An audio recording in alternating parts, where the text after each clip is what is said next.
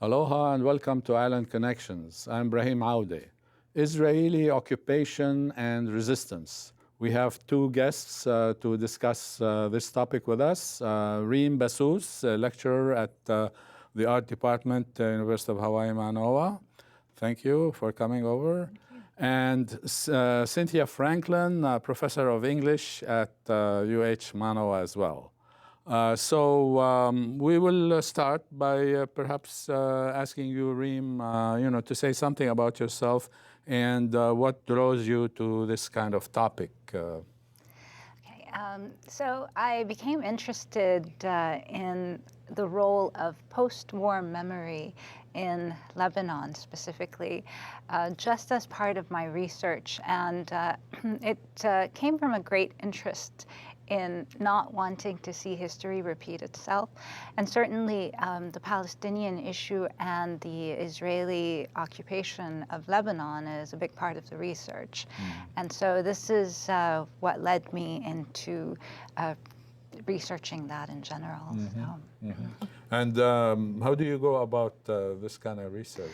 Well, it's interesting because even though I'm an artist and I do paintings and drawings, my research is almost entirely political science. And so it started for me by reading one book and led to another and another. And it filtered from a general interest in the history of the civil war in Lebanon, specifically to the role of post-war memory, in that I just became really interested in the human experience after the war, the effects of the war on people who survived the war as well.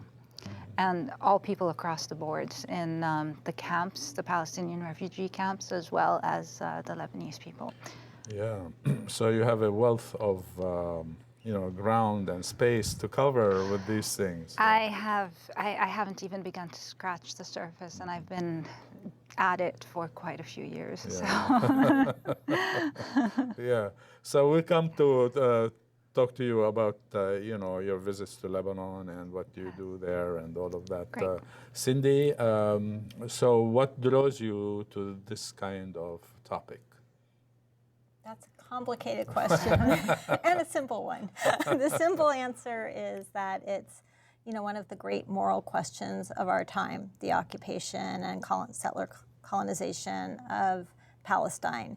And I think that, to be a person of conscience is to oppose those things because there's been ongoing occupation, colonization since 1948 and before, starting the late 19th century. And I think that given that we fund this occupation, the U.S. funds this to the tune of over $3 billion of taxpayers' monies each year and more. It's incumbent on us, once we recognize the extent of the human rights violations that are happening inside of Israel, where there are over 50 laws discriminating against Palestinians who are inside the never declared borders of Israel, but what is called the State of Israel, and then the kind of apartheid structures and repressive structures of occupation that make life very unlivable in the West Bank, and then Gaza, which is, of course, an open-air prison. The kind of extent of those violations are so serious, and our implication as Americans in those are so deep that I think people of conscience can and should get involved in that struggle. All right, yeah, thanks. Yeah. So, Reem, we were talking just before the show, and you mentioned that you go to Lebanon to visit every year because of your connection to that place. So could you say something more about that and how it has influenced or impacted your own research? Sure. I'm extremely connected to Beirut. I'm a Beiruti through and through. I love the city. I love the people. I love the culture. And you know, being so far away here in Hawaii, I especially feel that longing, that geographical pull to the other side of the world. Now, recently, with the influx of Syrian refugees into Lebanon, just like Cynthia said, you know, there's no choice but to get involved if you have any conscience at all. And so I had the opportunity to visit some of the camps and a special school that has been started for these refugee kids in order to help integrate them into the Lebanese public school system. And so that has been yet another layer added to my research. I mean, and the research goes two ways. It goes through the political path, and it also goes through the cultural path. So one thing I came back with this past summer is arches. You know, they have arches all over. And it made its way into a few of my works. And so that's the visual aspect. And then the political aspect, I mean, I spent quite a bit of time talking to people about the refugee crisis, because I think that what is beginning to happen is something similar to what happened with the Palestinian refugees that came into Lebanon. And there's a great danger in the Syrian refugees ultimately becoming in a similar situation to what the Palestinians are now living in, and if we're not careful.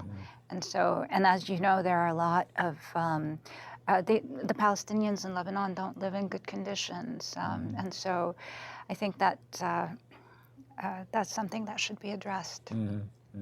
Yeah.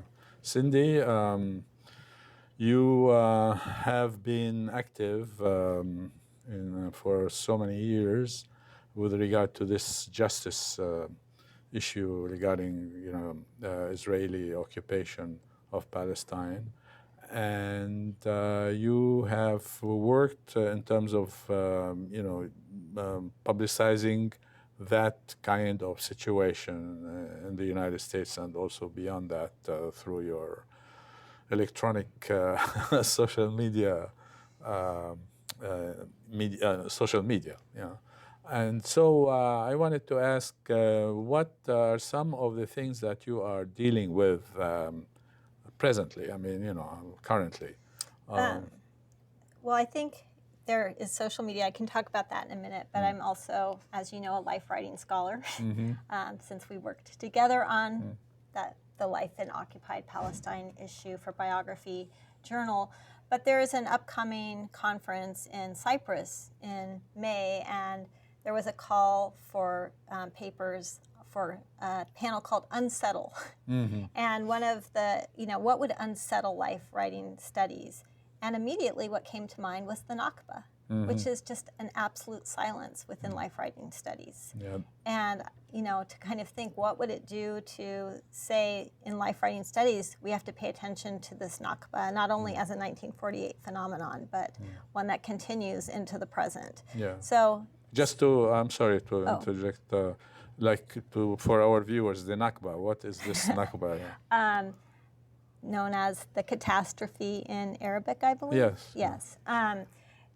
The fact that in the establishment of the Jewish state of Israel resulted in the forced expulsion of at least 700,000 people, probably closer to, you know, some say as many as 800,000 people. And then the fact that that expulsion continues into the present day.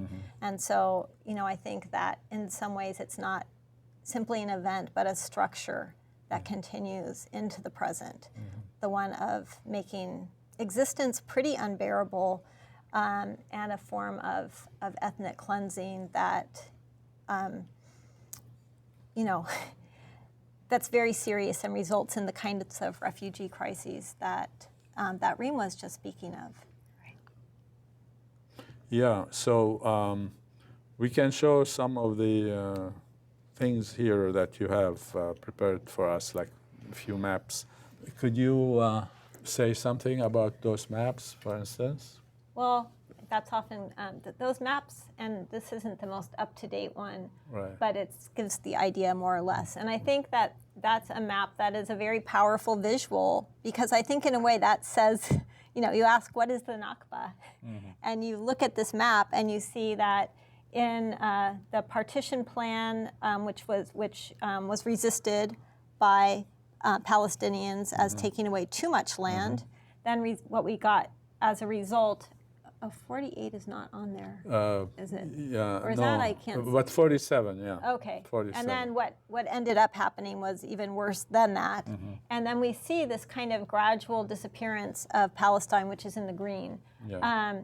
And the West Bank, which is there's the Gaza Strip, that's the little strip Yeah. that you see, but then the rest of it is kind of like Swiss cheese Yeah. that really gets at not only the kind of expulsion of Palestinians, the concentration of Palestinians into smaller and smaller spaces, but also the fact that there's that there's this kind of constant pressure to leave. Right, yeah. Because there's the map that says from 1948 to 1967. This is the third map. You know, that's where, that's the green is 22% of all of Palestine, which used to be like all green, basically, right? In terms of Arab land, whether it was Christian or Muslim. The other one after that, from 67, it goes down to become like those green areas. And actually, there are fewer green areas now than there was in 2005. Right. Because of the land grabbing, land theft. The settlements, expansion of settlements into that land. Yes. So that's the Nakba in the executive summary of the Nakba. It's a very quick visual that gets across quite a bit, which is why those maps have been made illegal and banned in Canada and in the U.S. when they are advertisements. Yeah, right. Yeah. So is there anything else you want us to show, like on the map? There's this other map. Well, there's one of the coming up. This wall. One, the segregation. So could you say something about that? Go to I think that's just a little bit too hard to see. Yeah. So maybe just this one. Yes, that red line is where is the route of the separation wall. Right. And I think that's another very powerful visual insofar as you can see the green line, which you were just going over for us, the 67 borders, and the rationale for the separation wall was that it was going to secure those borders. But when you look at this map, it's another quick visual that shows how 85% of that wall actually runs inside of occupied Palestinian territory. And so, and the twisty, curvy nature of it means it runs through people's houses, or through it'll separate people from their olive trees, it will separate neighbors from neighbors, and really make life quite unlivable. Yeah, I want to show one more picture about the wall, and then we go to Reem because she has a PowerPoint also about what's happening in Lebanon. Yeah, so that's the wall we're talking about. Double the size, in height, double the height of the Berlin Wall.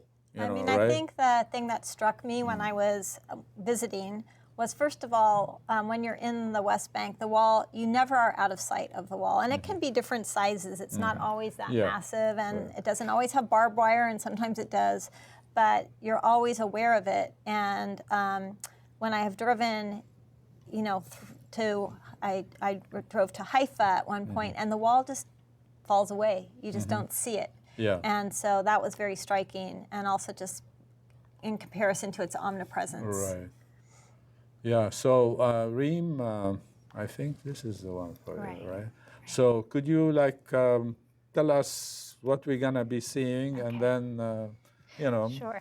and then we can have questions and comments. Well, I prepared a PowerPoint basically giving a little bit of history into one of the significant events that happened due to Israeli aggression in Lebanon, which is the massacre of Sabra and Shatila.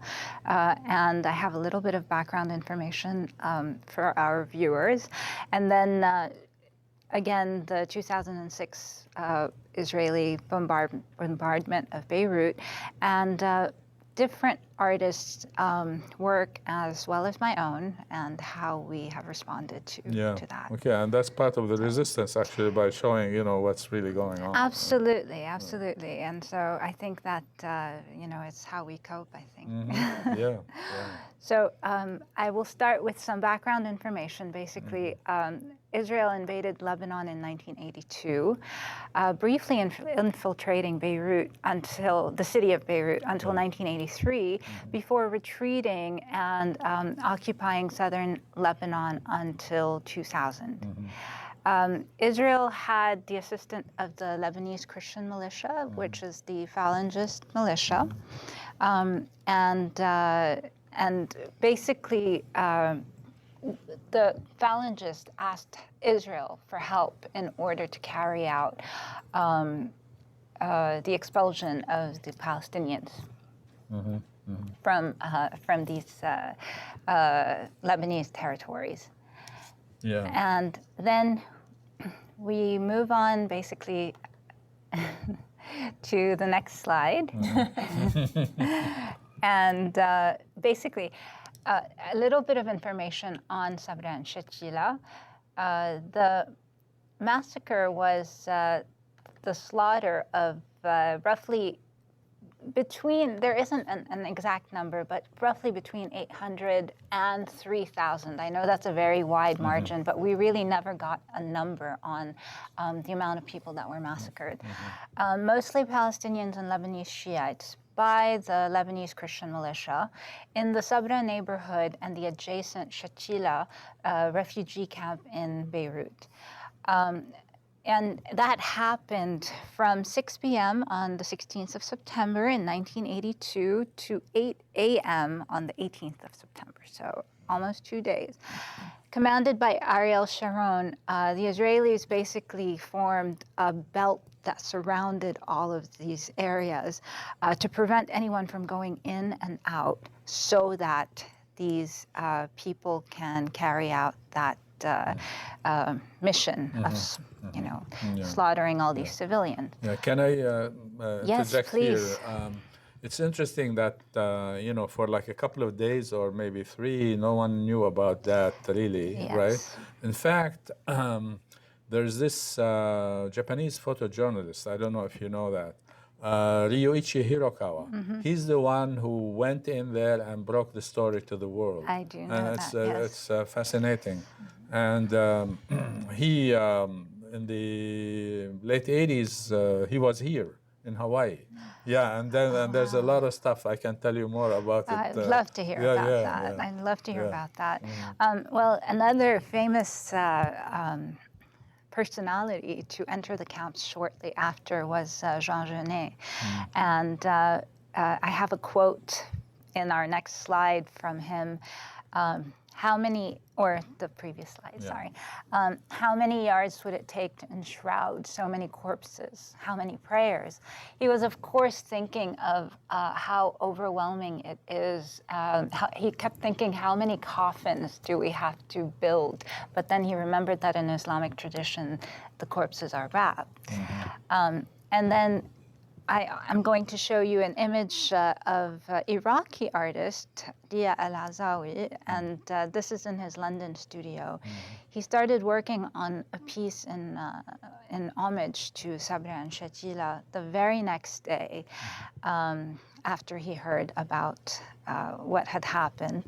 And if we look at the piece, it's a fantastic piece of work. We can definitely see the connection to Picasso's Guernica.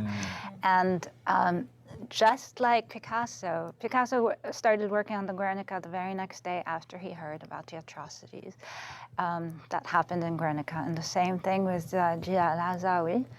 And then many years later, this is my interpretation, a very small piece, but when you are inserting something as narrative and difficult as a corpse into an image, you have to go very small, and this piece is, in fact, a very small piece. Yeah.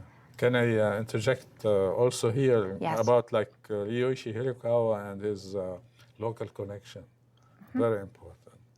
John Marita, who's a local artist. I introduced John and Ryoichi Hirokawa to each other. And the first thing that Ryoichi Hirokawa, without knowing who John Marita was, he said he can take all my pictures and do whatever he wants to do with them. Wow. Yeah. And John Marita, he did a superb, use of, these photos of Sabra and Shatila and other things. Yeah. Wow. And he exhibited some of those worldwide. I mean, not only, yeah. So then you know about John Marita. I do, and I'm a big fan of his work, actually. Okay, great. Yes, and I think he addresses very important issues. Yes.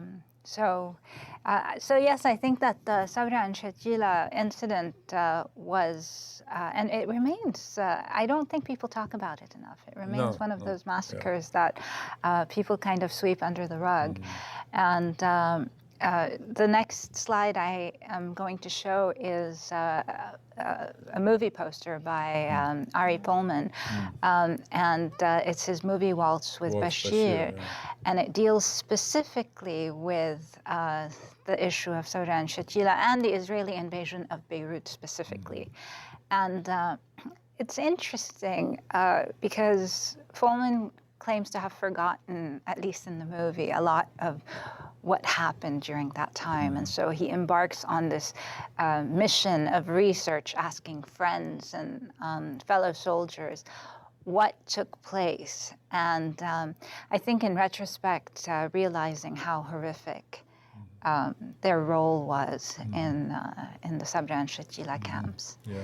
So so we will come back to that. Sure. Because I just wanted to say, like on Mayadeen TV channel, they did a 7-part series. I don't know if you've seen it in Arabic, about the Israeli invasion of Lebanon, 1982. No, I haven't seen it. So it's you can look it up. Yeah, it's in the archives. It's wonderful. And why I'm saying this is because it has something about Sabra and Shatila, like in great detail. Okay. Yeah, so it was an interesting thing. So we will come back to this one. Cindy, there are, you've been like active in a lot of things, including boycott, divestment, and sanctions of Israel. So could you tell us what that means and, the impact of this in terms of resisting the occupier? Sure. The boycott, divestment, and sanctions movement, also known as BDS, began over 10 years ago. And I am part of, there were over 170 Palestinian civil societies that called in particular for the academic and cultural boycott of Israel, and the acronym for that is PACB. And the U.S. started the United States academic and cultural campaign for the academic and cultural boycott of Israel.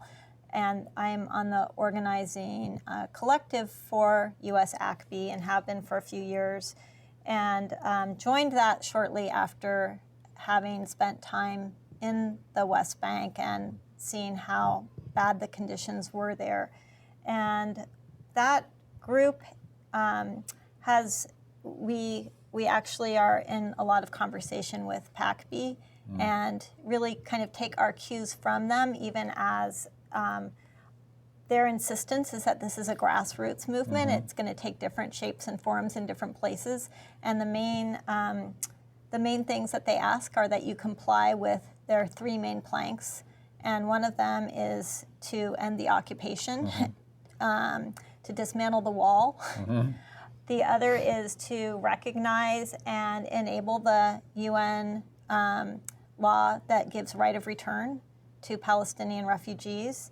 And the third is equality for Palestinian or for Arab citizens within Israel.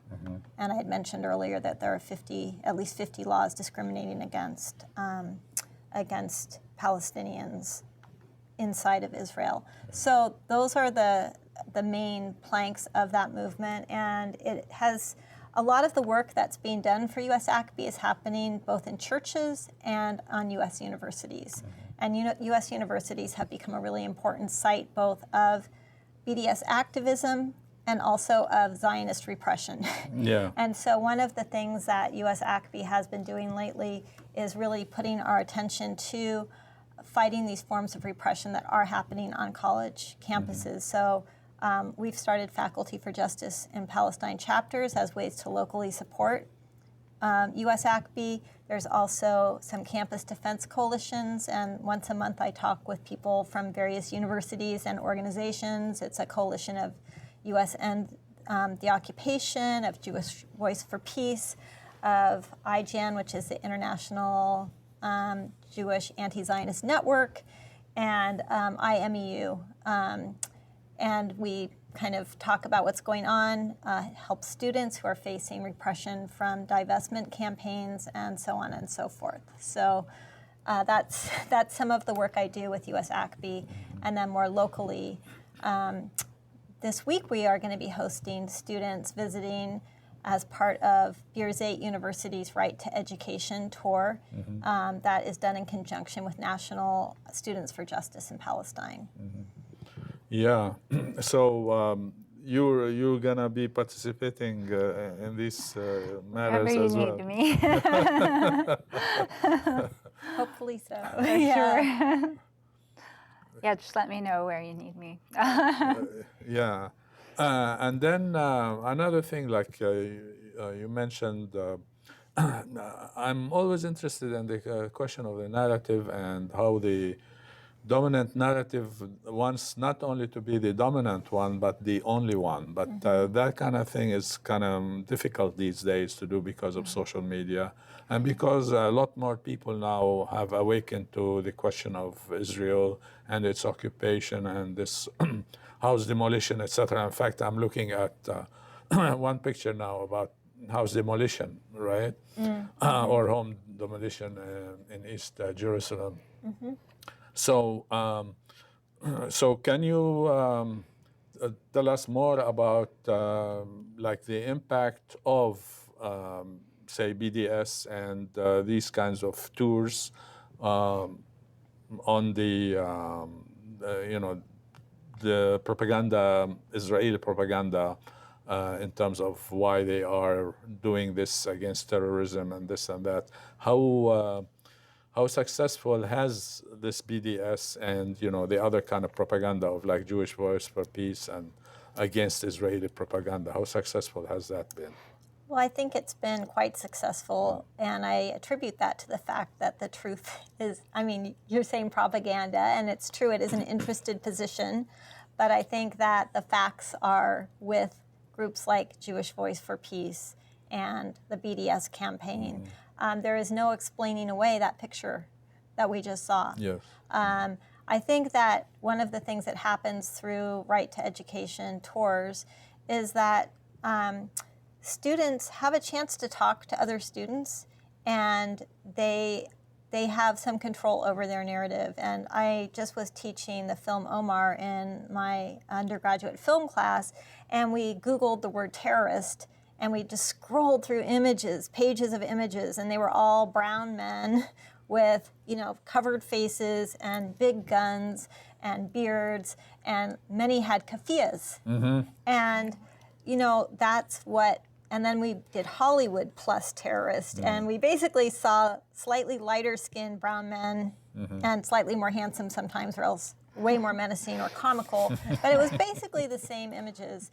And one of the things I think having these students come and do is they disrupt this narrative that Palestinians either don't exist or are terrorists. And so, and at the same time, they can talk, to go back to that home demolition, about ways that things like home demolitions obstruct their ability to attend school. One of the things about visiting Aoude and Al-Quds University is we met with students, and then I became Facebook friends with some of them and came back and learned that they didn't get to take their finals that year, which was 2013, because there were home demolitions, as there so often are in Abu Dis. So the roads were closed. That's close to Jerusalem. Yeah, it's a suburb. Yeah. And so these students can come, and first of all, they can make connections to other students. And Black-Palestinian relations are important. The theme of this Right to Education tour is the impact of colonialism. And so that's one of the reasons they wanted to visit Hawaii as a site of settler colonialism and occupation, and to connect with Kanaka Maoli, who are engaged in decolonial, organizing. And then also just to kind of talk with them and make real what is happening to them, and to have some permission to narrate their story too. Yeah, on this thing, I just want to mention like Puhi Pao, who just passed on. Interesting, he's like, his father was Palestinian, his mom. I did not know. Hawaiian, and his name actually, original name is Ibrahim, Ibrahim Ahmad. But then he became like Puhi Pao because of his involvement.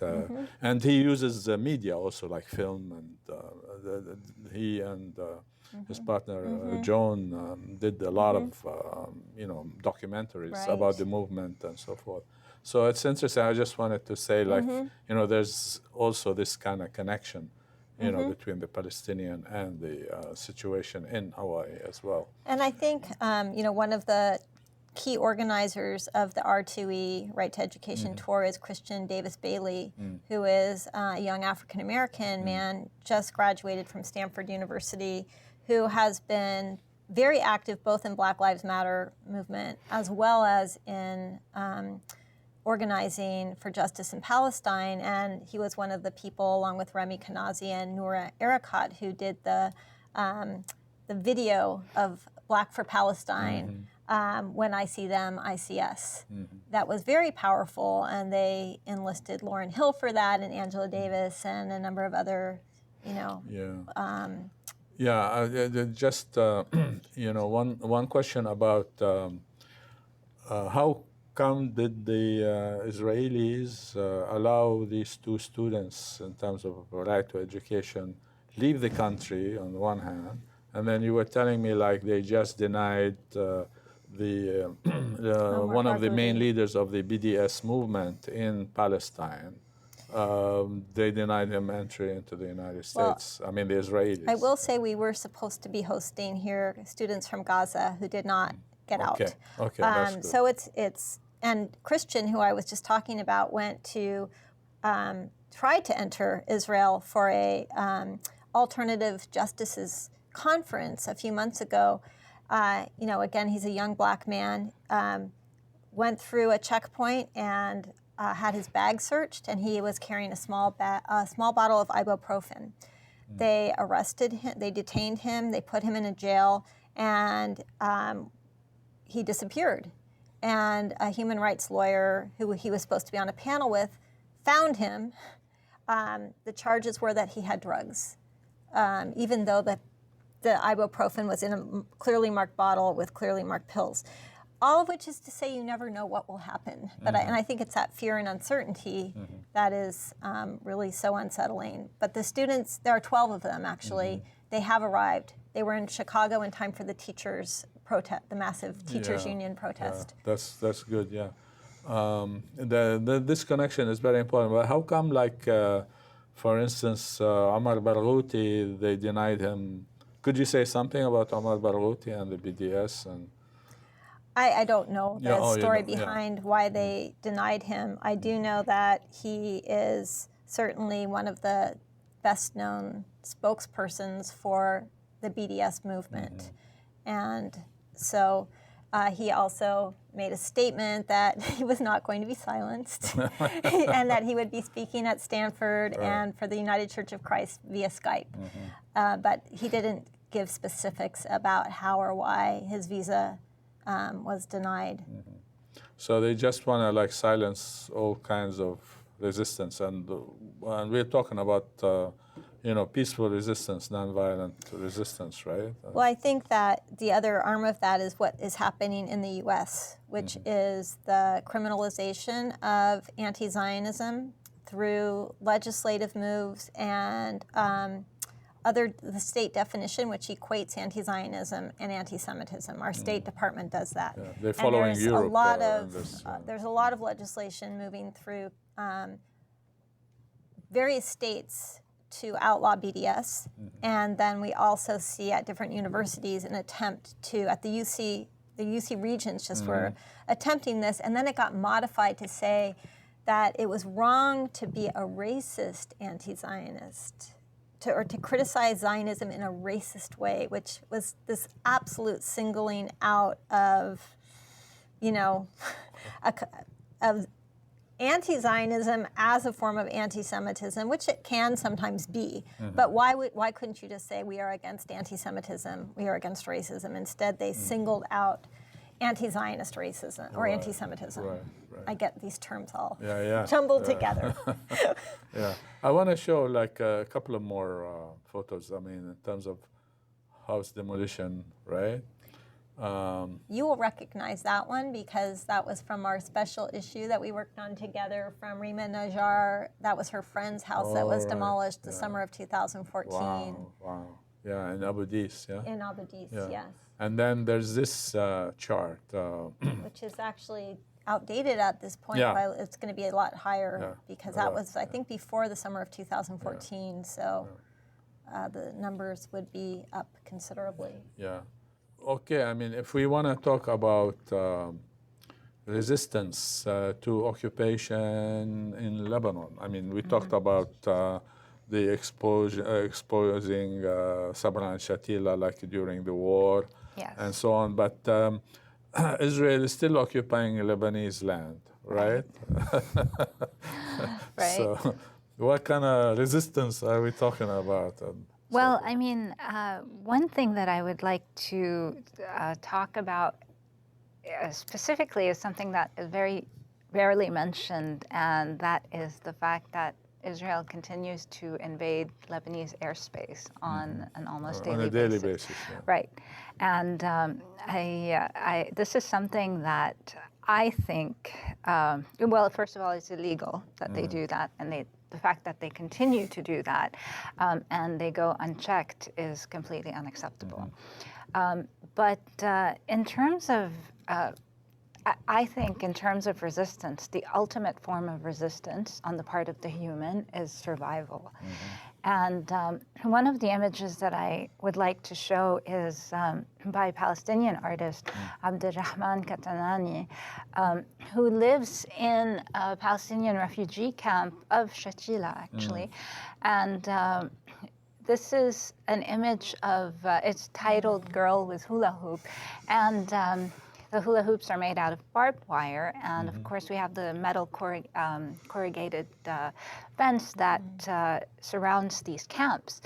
And he says that he looks around him and he sees the kids continue to play and they continue to survive in these conditions. And as the next slide also shows, another image of children playing with a ball and just children being children, basically.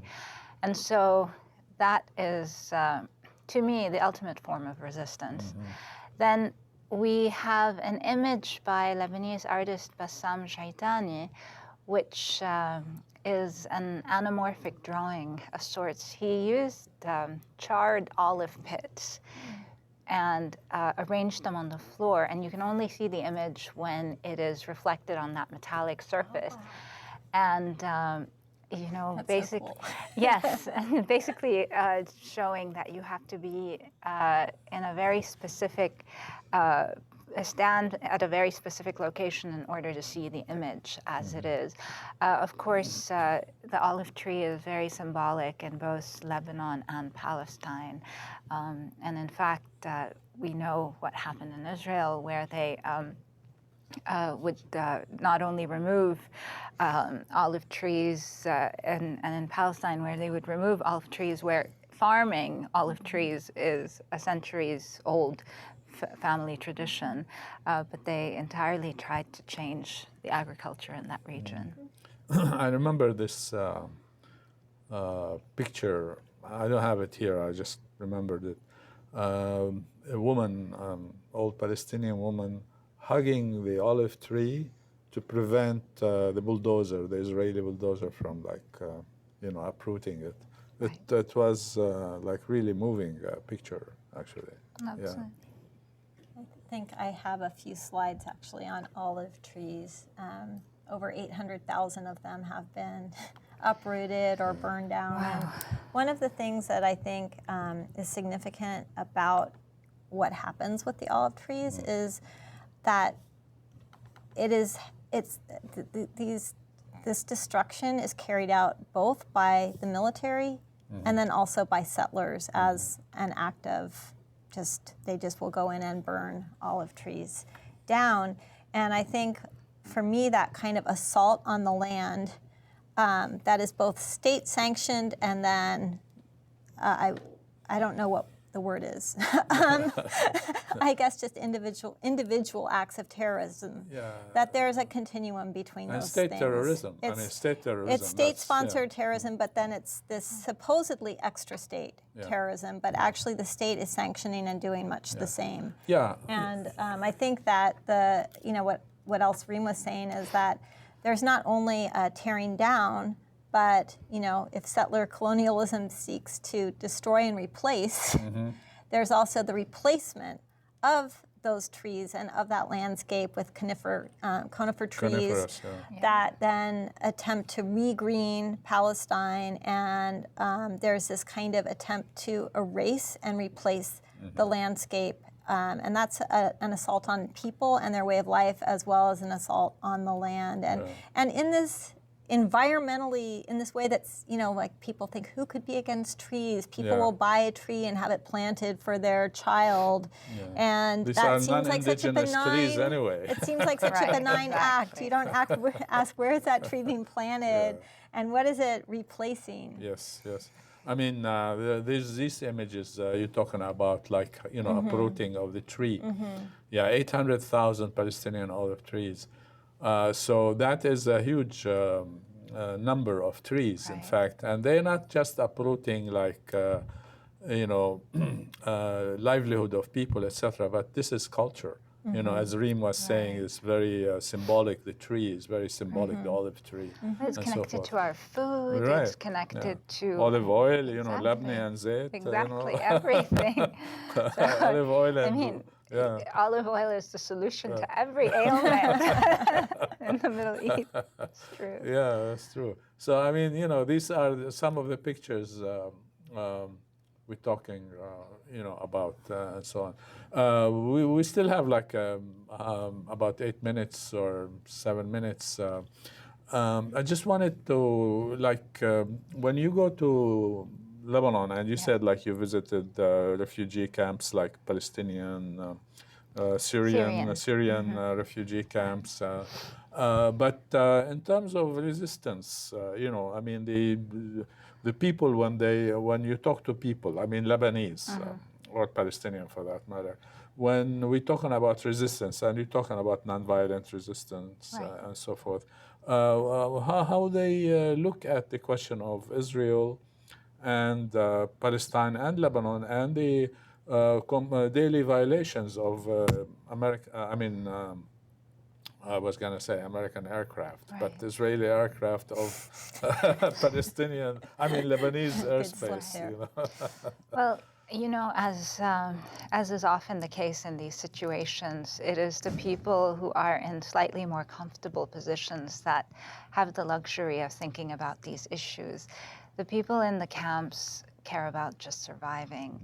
And I use the word surviving because there is no way but to think of it as living. You cannot think of it as living. This is not a life that they lead. They're just making it from one day to the next. And so, again, the ultimate form of resistance is to continue to survive. But the women I've talked to, and of course, I talked to the women because the men were mostly not there because they were out trying to make what little money they can. So the women that I have talked to basically just say, we don't care. we just want a life for us and for our children.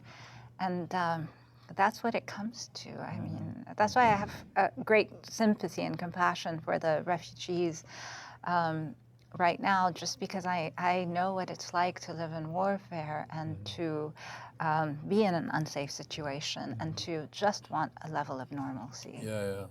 And it's interesting. I mean, you probably lived part of the Lebanese war in Beirut. Yeah? Yes, the last 8 years of the Lebanese Civil War, I was in Lebanon the entire time, and so I've lived through, some would say, the worst part of the war. Yeah, that's true.